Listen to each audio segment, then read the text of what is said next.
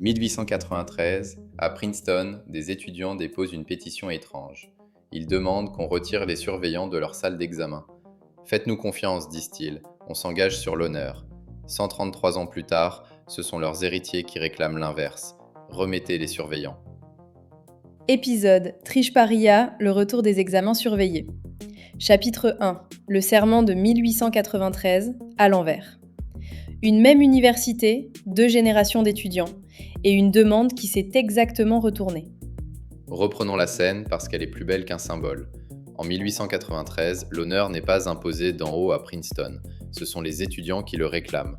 Ils veulent qu'on les croie sur parole, qu'on enlève les pions des salles et qu'on remplace la surveillance par une phrase signée de leurs mains. Pendant 133 ans, ça tient. Et puis, en mai 2026, le corps enseignant vote. À partir du 1er juillet, tous les examens en présentiel seront surveillés, pour la première fois depuis la fondation du système d'honneur. Le détail qui tue, c'est que le serment reste. Avant chaque épreuve, l'étudiant écrira toujours qu'il jure sur l'honneur n'avoir pas triché. Sauf qu'un surveillant arpentera désormais les rangs pour vérifier. La promesse survit, mais on ne la croit plus. Mettez en face les 2 échelles. D'un côté, une institution morale de 133 ans. De l'autre, un assistant logiciel apparu il y a 3 ans. Et c'est le logiciel qui gagne. Pourquoi ce basculement, maintenant ? Selon Fortune, un sondage interne montre que près de 27% des étudiants de dernière année de Princeton admettent avoir triché avec une intelligence artificielle. À Harvard, dans la même vague de juin, 47% des étudiants de dernière année reconnaissent avoir triché. Un problème d'ailleurs plus vieux que ChatGPT, et Princeton n'est pas un cas isolé. D'après la presse universitaire, Stanford a étendu son programme de surveillance de 7 cours à plus de 50, et la demande de cahiers d'examen manuscrits explose de Berkeley jusqu'au Texas. Une question reste ouverte, et c'est tout l'épisode. Qu'est-ce qui s'est effondré au juste ? L'honnêteté des étudiants ou le genre d'examen qu'on continue de leur donner ? Chapitre 2. L'examen, une machine de confiance. Avant d'être une épreuve, c'est un pari sur la parole. Et ce pari vient de casser. Un examen, au fond, c'est une technologie de vérification. On veut savoir si quelqu'un sait et on invente un dispositif pour le rendre visible. Le système d'honneur, lui, est la version extrême de ce pari. On supprime le dispositif, on supprime le regard et on demande à la personne de se certifier elle-même. C'est un luxe de confiance. Le philosophe Michel Foucault, dans Surveiller et punir, en 1975, décrivait l'examen comme le point exact où le savoir et la surveillance se rejoignent. L'épreuve rend l'individu visible et comparable. Princeton, pendant plus d'un siècle, avait fait l'inverse. Suspendre le regard, parier sur l'intériorité. Alors pourquoi ce pari tenait-il avant et plus aujourd'hui ? La réponse n'est pas morale, elle est économique. Tricher, autrefois, coûtait cher et rapportait peu. Il fallait cacher des notes, copier sur le voisin, risquer d'être vu par toute la salle. Le gain était maigre, le risque énorme, et la honte sociale faisait le reste. L'équilibre de confiance tenait parce que le calcul penchait du bon côté. L'intelligence artificielle a renversé ce calcul d'un coup. Le gain devient immense, une dissertation entière en quelques secondes. L'effort, lui, tombe à presque rien, pendant que la détection devient incertaine. Autrement dit, les étudiants ne sont pas devenus malhonnêtes. C'est le prix de la triche qui s'est effondré. Quand le coût d'un geste tombe à zéro et que son bénéfice grimpe, le geste se répand, quelles que soient les valeurs des gens. Et c'est ça, le vrai séisme. Une institution bâtie sur la rareté de la triche se retrouve face à une triche devenue abondante, gratuite et presque invisible. La confiance n'était pas une vertu suspendue dans le vide, c'était un équilibre, et l'équilibre a sauté. Reste alors la question qui fâche. Si la confiance ne tient plus, par quoi la remplace-t-on et à quel prix ? Chapitre 3. La grande régression matérielle. Le futur de l'examen ressemble étrangement à son passé. Du papier qu'on noircit à la main et un surveillant qui marche entre les tables. La réponse pour l'instant est physique. On revient au papier. Le cahier bleu, ce petit livret à couverture bleue, né dans les universités américaines au XIXe siècle, redevient l'objet vedette de la lutte anti-triche. On écrit à la main, en classe, sous l'œil d'un humain. Pourquoi pas un logiciel pour attraper le logiciel ? Parce que ça ne marche pas. Les éditeurs de détecteurs d'intelligence artificielle reconnaissent eux-mêmes, d'après le média Implicator, que leurs scores ne peuvent pas fonder une accusation de fraude.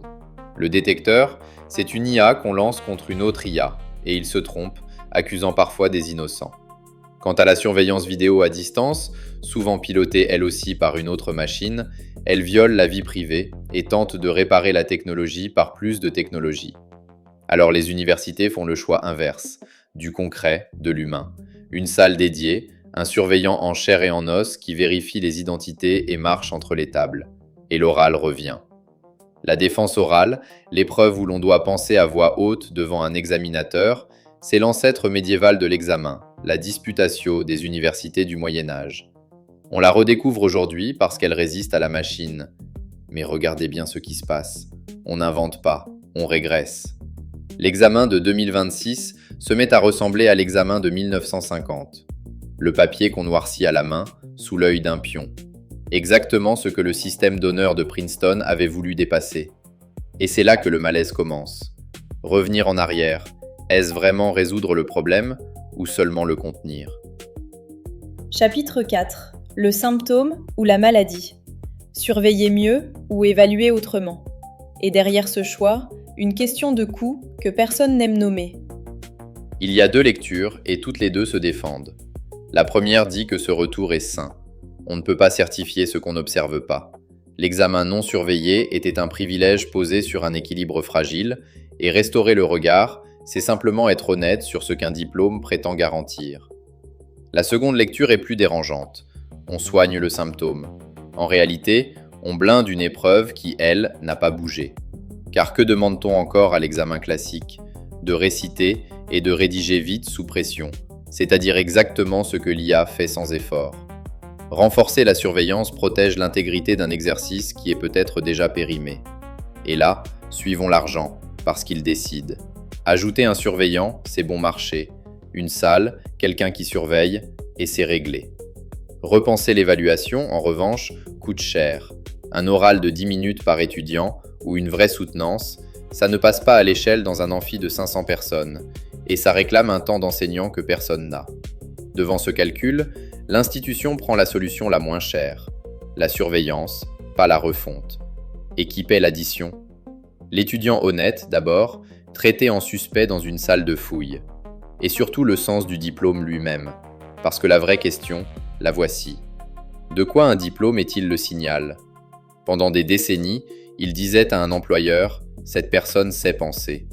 S'il certifie désormais, cette personne sait produire une dissertation sans machine, dans un temps limité. Est-ce encore une compétence qui vaut quelque chose en 2026 ? Chapitre 5. La grille de lecture. Pour celui qui enseigne comme pour celui qui recrute, ce qu'il faut surveiller vraiment. Pas une conclusion, une grille pour celui qui enseigne comme pour l'employeur qui embauche ses jeunes diplômés. Premier signal à observer, l'épreuve mesure-t-elle quelque chose que l'IA ne sait pas faire ? Le jugement, la défense d'un travail sous le feu des questions, ou seulement la restitution. Si on se contente de blinder la récitation, on a verrouillé la mauvaise porte. Deuxième signal, l'oral et la soutenance passent-ils vraiment à l'échelle ou reste-t-il un théâtre réservé aux petits séminaires pendant que les amphis bricolent ? Et puis le point qui concerne directement le monde du travail, le diplôme servait de raccourci, un mot pour dire « c'est réfléchir ». Mais si l'examen ne certifie plus que la pensée sans outils, alors qu'au bureau le métier devient la pensée avec les outils, le diplôme et le poste se mettent à parler de deux choses différentes. L'écart entre ce qu'on certifie à l'école et ce qu'on demande au travail, voilà le vrai sujet, bien au-delà de Princeton. Les étudiants de 1893 avaient parié que la confiance pouvait devenir une institution. 2026 répond que le pari est suspendu, au moins pour l'instant. Et la question ouverte n'est pas « comment mieux surveiller ?», c'est « reconstruit-on le panoptique ou reconstruit-on l'examen ?» Vous écoutiez Triche Paria, le retour des examens surveillés. Merci d'avoir écouté jusqu'au bout. Si cet épisode vous a parlé, partagez-le